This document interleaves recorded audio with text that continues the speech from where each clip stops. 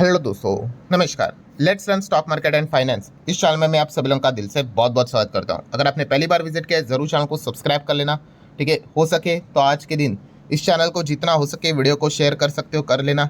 99,000 subscriber यहाँ पे हो चुके हैं। 1 लाख परिवार होने के लिए बस 1000 सब्सक्राइबर की कमी है। सो जितना हो सके आप शेयर करोगे तो जल्द से जल्द शायद से आज ही के दिन हम ये टारगेट भी अचीव कर पाएंगे। सो ठीक है, पहली बार विजिट किया है तो सब्सक्राइब कर लेना, साथ में बेल आइकन को भी हिट करके ऑल ऑप्शन सिलेक्ट करके रख लेना, तब जाके आपको हर एक वीडियो का नोटिफिकेशन टाइमली मिलता रहेगा। सो चले दोस्तों, फिलहाल आज के इस वीडियो को स्टार्ट कर लेते हैं। सो ठीक है दोस्तों, अभी हम लोग आ चुके हैं बिल्कुल हमारे नॉर्मल स्क्रीन के ऊपर। आपको पता ही है इस चैनल के ऊपर हम काफ़ी सीरियस टॉपिक्स को कवर करते हैं और एक ऐसे ही टॉपिक को हम कवर करने जा रहे हैं। बिलीव मी, आपके शेयर बाजार के जर्नी में आज के दिन का ये जो वीडियो है ना, सबसे इम्पोर्टेंट लर्निंग आपको देने वाला है, ठीक है। वैसे तो मैं बहुत सारी चीज़ों को आपको पहले से ही बता के रख देता हूँ, बट येस, जब ये चीज़ें एक्चुअल में होती है, प्रैक्टिकली होती है और उसका एग्जाम्पल जब आपके सामने आता है तो वो चीज़ें दिमाग में छप जाती है। सो ज़रूर इस वीडियो को पूरा अंत तक देख लेना, काफ़ी सीरियस तरीके से देख लेना। येस दोस्तों, बाजार में ज़बरदस्त तरीके से हमें गिरावट देखने को मिली है, और गिरावट भी कितनी, 40% की गिरावट, 40% तक मार्केट टूट गया। एंड इस चीज़ के चलते दोस्तों काफ़ी सारे शेयर होल्डर की लिटरली हालत ख़राब हो गई। कितने सारे डिप्रेशन में यहाँ पे जा चुके हैं, कितने सारे लिटरली आप कह सकते हो दोस्तों यहाँ पे रास्ते के ऊपर हम लोगों को आते हुए देखने को मिल रहे हैं। इतनी ज़्यादा हालत ख़राब हो चुकी है। सो किस कॉन्टेक्स्ट में यहाँ पे मैं बात कर रहा हूँ, तो दोस्तों मैं यहाँ पे बात कर रहा हूँ साउथ कोरिया का मार्केट। यस, कॉस्पी की अगर बात कर ले तो जिस प्रकार से कॉस्पी हम लोगों को क्रैश होते हुए देखने को मिले, आप यहाँ पे देख सकते हो ऊपर से ज़बरदस्त तरीके से गिरा है। मतलब अगर मैं रफली भी कैलकुलेट कर लूँ तो 37, 38, मतलब प्रॉपरली कैलकुलेट करोगे तो 40% आपको डाउन ही देखने को मिलेगा। एंड इस गिरावट के साथ दोस्तों कितने सारे शेयर होल्डर्स हमें बर्बाद होते हुए देखने को मिल रहे हैं। काफ़ी लोग सोचते होंगे अरे यार जाने दो ना, साउथ कोरिया की बात है, इंडिया से रिलेटेड क्या संबंध है। तो दोस्तों डायरेक्ट संबंध है। यही तो चीज़ें हम सीखना नहीं चाहते। बहुत सारे लोग क्या करते हैं, अरे छोड़ो यार, निफ्टी 50 की बात होगी, सेंसेक्स की बात होगी, बैंक निफ्टी की बात होगी, तब देखेंगे। भाई जब आप ये चीज़ों को सीखने आओगे ना, तब आपके साथ यह हादसा हो चुका होगा। तो इसीलिए ये सारी चीज़ें जानना बहुत इंपॉर्टेंट है भाई, ठीक है। चाणक्य जी ने भी ये बात कही थी कि नहीं, कि अगर आप गलती से सीखोगे तो अच्छी बात है, बट खुद के गलती से अगर आप सीखते रहोगे तो भाई ये ज़िंदगी तो कम पड़ने वाली है। तो अच्छा फॉर्मूला क्या है कि दूसरों के गलती से सीखो, तो आप यहाँ पे मतलब अलर्ट यहाँ पे रह सकते हो। तो लिटरली दोस्तों यहाँ पे हम कह सकते हैं जो ये साउथ कोरिया का बाजार गिरा है, डी के शुक्रवार के दिन बाउंस आया, वो चलता रहता है, बट लार्ज कॉन्टेक्स्ट में भाई बहुत सारे इन्वेस्टर भयंकर पैनिक में हैं। भयंकर मतलब भयंकर। जैसे कि अगर मैं बात कर लूँ, पहले ट्विटर था, अब उसका नाम एक्स हो चुका है, आप सभी लोगों को पता है, एक्स प्लेटफॉर्म। सो वहाँ पे एक व्यक्ति ने एक बात शेयर की, आप यहाँ पे देख सकते हो। उसने क्या बताया, देखो, I blew away 2 crore, I feel like dying, ठीक है। ये किसने कहा है, साउथ कोरिया का जो इन्वेस्टर है, जो मार्केट क्रैश हुआ है, उसने अपनी ये बात यहाँ पे सामने रखी हुई है। आप चाहो तो इसको यहाँ पे पढ़ सकते हो, ठीक है। एग्जैक्टली मतलब उसने यहाँ पे क्या बताया कि उसने बताया कि I lost more than 2 crore जो उसने घर खरीदने से रिलेटेड सेव करके रखा था, 2 करोड़। दैट्स, उसने यहाँ पे बताया कि लगभग उसने 15 साल की जितनी भी सेविंग की थी, ठीक है, वो उसने यहाँ पे क्या कर दी, लगभग 80% उसकी सेविंग अब खत्म हो चुकी है, जो उसने 15 साल तक सेव करके रखा था। और उसने किस में पैसा लगाया, यहाँ पे केवल एक शेयर सैमसंग में। कोरिया का मार्केट तो आपको पता है, वहाँ पे 2 ही स्टॉक है, एक है सैमसंग एंड दूसरा है एसके हाइनिक्स। देन जैसे उन्होंने बताया कि भाई मार्केट क्रैश हो गया, मेरा तो इमीडिएटली तुरंत आधा पैसा उड़ गया, आधा, कुछ ही चंद हफ्तों में आधा पैसा यहाँ पे उड़ते हुए देखने को मिल गया। एंड उसने बताया कि अब मेरे पास बिल्कुल भी पैसे नहीं अपने घर का जो ईएमआई रहता है, मंथली जो भी इंस्टॉलमेंट रहता है, उसको पे करने के लिए। तो दोस्तों ये जो आपने जो चीज़ यहाँ पे पढ़ी है, जो सुनिए, इसको समझो, ठीक है। यही सबसे बहुत बड़ा मतलब बोलते हैं ना लर्निंग पॉइंट होता है। ये मैं इसके पहले भी आपको बोल चुका हूँ कि अगर आप शेयर मार्केट में हो, सो आपका सबसे स्ट्रॉन्गेस्ट पार्ट होना चाहिए क्या, ब्रेन। पर अगर आप ब्रेन को छोड़कर अगर आप यहाँ पे अपनी दिल की बात सुनने लग जाओगे तो फिर आपके लेने के देने पड़ेंगे। सो यही सबसे इंपॉर्टेंट चीज़ है। और भी मैं आपको बताऊंगा कितने सारे लोगों ने साउथ कोरिया में अपना घर बेच के पैसा शेयर मार्केट में लगा दिया। किसी लोगों ने तो लोन लेके पैसा शेयर मार्केट में लगा दिया। क्यों? क्योंकि बाजार भाग रहा है। सो यही दोस्तों सबसे इंपॉर्टेंट चीज़, 5 लर्निंग आपको लेके चलनी है। उसमें से पहला पॉइंट ही यही है कि कि भाई अगर आपको आपका हार्ट आपके ब्रेन को अगर खींच रहा है भाई, तो आप शेयर मार्केट में फंसोगे बुरी तरीके से। मतलब क्या है भाई, आपने यहाँ पे दिमाग से काम लेना होता है शेयर मार्केट में।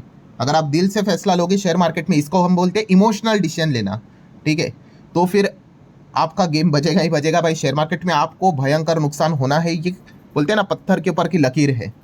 सो इमोशनली डिसीजन नहीं लेना है। चाहे आप मतलब अब देखो ना कि साउथ कोरिया की बात करो, इंडिया की बात करो, पाकिस्तान की बात करो, अमेरिका की बात करो, यूरोप की बात कर लो, किसी की भी बात कर लो, इंसान तो इंसान होता है भाई। और ये चीज़ हर कोई इस प्रकार के मार्केट में करता है। तो ये चीज़ आपको अभी से सीखनी है भाई, कि आपका जो दिमाग है ना भाई, उसके हिसाब से आपने चलना है। आप इमोशंस में अगर बहे तो फिर भाई आप यहाँ पे शेयर बाजार में फंसोगे ही फंसोगे। सेकंड लर्निंग की अगर बात कर ले, यस, क्या किया उस व्यक्ति ने, जो पैसा उसने यहाँ पे सेव करके रखा हुआ था, ठीक है, घर भी यहाँ पे उसको यहाँ पे लेना था, वो पैसा उसने मार्केट में उतार दिया। Big mistake. मैंने काफ़ी बार आपको समझाया दोस्तों कि शेयर मार्केट में आपने वो पैसा लगाना है जो आपके पास एक्स्ट्रा रहता है। मतलब काफ़ी लोगों को मैं देखता हूँ, खास करके जो स्टूडेंट होते हैं भाई, उनके पास थोड़ी ना कमाई होती, पैसा होती, वो ना अपने पेरेंट्स के सेविंग की बात करते हैं मार्केट में लगाने का। Big blunder. बिल्कुल भी ऐसा नहीं करना है भाई, ठीक है। मैं तो ऐसे लोगों को बुज़दिल भी कहता हूँ कि भाई आपको उड़ाना है ना भाई, आप अपना पैसा उड़ाओ, ठीक है, जॉब कर लो, कुछ भी कर लो, ठीक है, बट किसी दूसरे की सेविंग मत कर लेना, ठीक है। एफडी का लगा देंगे। अभी फिलहाल मार्केट में वैसा सिचुएशन नहीं है, हमारा मार्केट दबा हुआ है, आप सभी लोगों को पता ही है। बट जहाँ पे चल रहा है वहाँ पे देखो क्या चल रहा है ना, साउथ कोरिया का मार्केट, एआई से रिलेटेड जो रैली, ठीक है, हमारे इधर भी बुल रन आया था 2020 कोविड के बाद में। तभी यही कहानी थी। हर कोई, मैं मेरा जॉब छोड़ दूंगा, पढ़ाई छोड़ दूंगा, मार्केट ही बेस्ट है, क्योंकि रोज मार्केट भागता था ना। आप किधर भी उंगली रखो भाई, पैसा बनना ही है। सो यही चीज़ आप देख सकते कोरिया के बाजार में हो रहा है। और देखो, लोगों ने अपनी लाइफ टाइम सेविंग को उड़ा दिया। एक झटका नहीं लगता है दोस्तों पैसा उड़ने में शेयर बाजार में।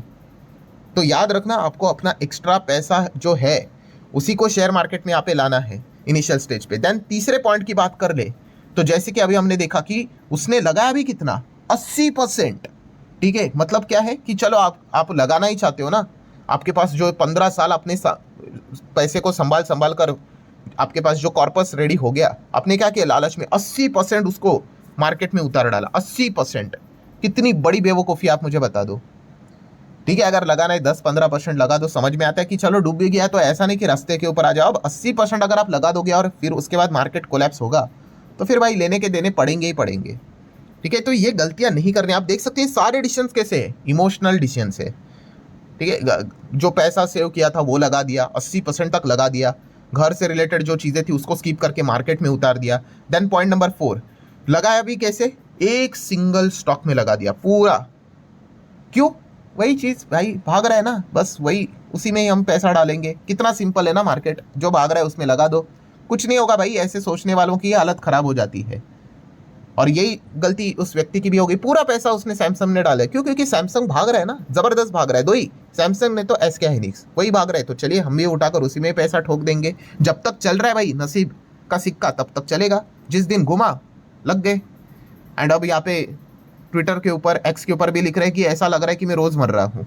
वो लगेगा ही भाई, फीलिंग आएगी। इमोशनल डिसीजन लोगे तो झटके भी इमोशनली लगेंगे। और पॉइंट नंबर 5, इसमें सबसे बड़ी गलती उन्होंने क्या की, जो मैं बार बार चिल्ला कर आपको बताता हूँ, इसके बाहर शेयर मार्केट नहीं भाई, यही चीज़ समझनी है। यस, उसने गलती की, स्टेज 2 में इन्वेस्टमेंट किया। स्टेज 2 समझते हो ना भाई, उसने सैमसंग में जो इन्वेस्टमेंट किया उसने, वो कोई गलती नहीं है सैमसंग इलेक्ट्रॉनिक्स भाई, वो कंपनी खराब नहीं है। आप कंपनी को दोष मत दो, आपको दोष देना है तो आप खुद को दोष दो कि आप उसमें स्टेज 2 में निवेश कर रहे हो। स्टेज 2 में निवेश मतलब ये देखो, ये है सैमसंग का पिछले 5 साल का चार्ट। क्या आपने यहाँ पे निवेश किया, यहाँ पे निवेश किया, यहाँ पे किया, यहाँ पे किया, यहाँ पे तो 30-40% नीचे आया था और सस्ता आया था, आपने किया नहीं।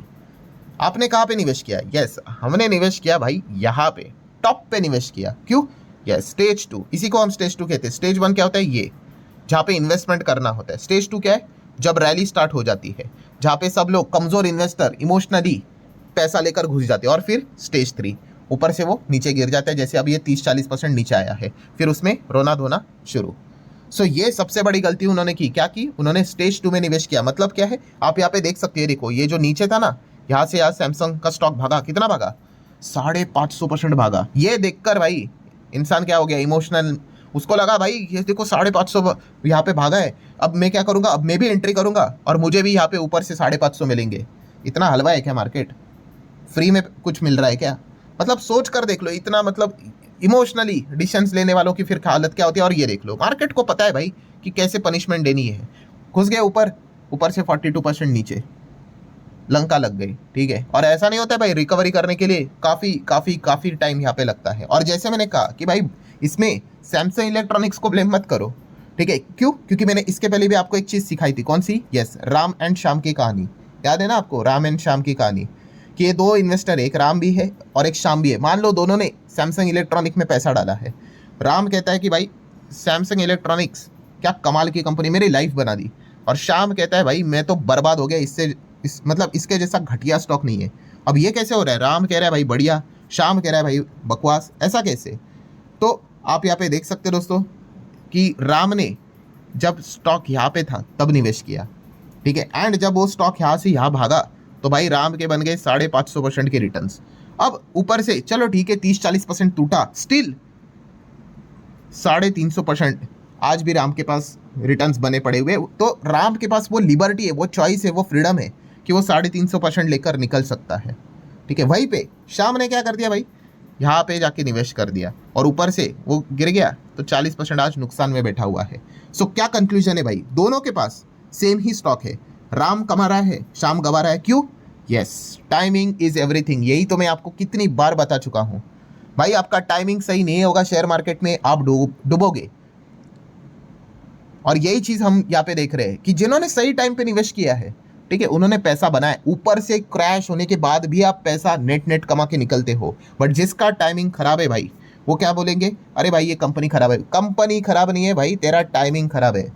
तो इमोशनली होकर डिसीजन ले रहा है, तूने दिमाग इस्तेमाल किया। यहाँ पे कौन निवेश करेगा? यहाँ पे नीचे नीचे नीचे जा रहा है 30-40%, वही निवेश करेगा भाई जो यस अपने ब्रेन का इस्तेमाल करेगा, मतलब प्रॉपरली रिसर्च करेगा, स्टडी करेगा, चेक करेगा कि भाई कंपनी में पोटेंशियल है कि नहीं। और यहाँ पे कौन निवेश करेगा? यस, इमोशन वाला, ठीक है। अरे भाई ये देखो 500% बन गए, चलो मैं भी खरीद लेता हूँ, ठीक है। सो यही चीज़ समझनी है दोस्तों, टाइमिंग इज एवरीथिंग। मैंने बहुत बार ये चीज़ें आपको समझाई है और ये सबसे बड़ी गोल्डन लर्निंग है। और मैंने जैसे आपको क्या बताया कि फ़र्क नहीं पड़ता है भाई आप कौन से देश से हो, सभी पूरी दुनिया में यही चीज़ें चलती है शेयर बाजार से रिलेटेड। जो यहाँ पे अपनी दिल की सुनता है शेयर मार्केट में और दिमाग को अवॉइड करता है, उसका यही हश्र होता है, उसके पैसे डूब ही जाते हैं। तो यही सबसे बड़ी लर्निंग लेकर आपने क्या करना है, इन चीज़ों को नोट करके, मतलब इंडियन मार्केट में भी यही चीज़ें चलती रहती है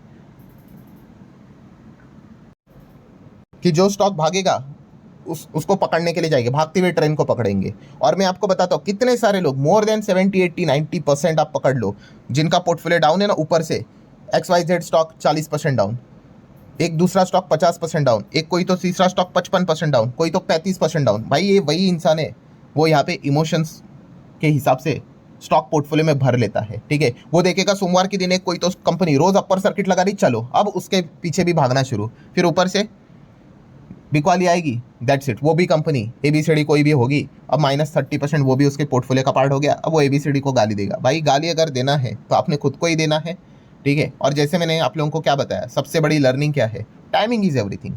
अगर आप गलत टाइम पे जाओगे तो फिर भाई आपको ये भुगतान करना ही पड़ेगा। और साउथ कोरिया के बाजार की बात कर ले, कितने लोग इसमें बर्बाद हो गए भाई, कितने लोग।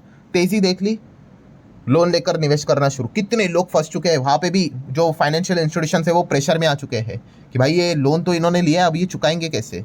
सो ये चीज़ें आपने यहाँ पे क्या करनी है, अवॉइड करनी है, इससे बचना है। ये चीज़ें साइकिल की तरह चलती रहती है। जैसे मैंने आपको क्या बताया कि कोविड के बाद हमारे मार्केट में भी हुआ था, अब मार्केट हमारा डाउन चल रहा है, मंदा चल रहा है, कंसोलिडेट कर रहा है, कोई बात नहीं, कभी तो जोरदार ये भी भागेगा, तो वापस लोग सेम वही चीज़ों को, पैटर्न को फॉलो करना स्टार्ट कर देंगे। सो ठीक है दोस्तों, आशा करता हूँ वीडियो हेल्पफुल लगा होगा, बहुत कुछ चीज़ें आपको सीखने को मिली होगी। चाहो तो लाइक एंड शेयर कर सकते हो। मिलते हैं अगले वीडियो में, तब तक के लिए बाय बाय।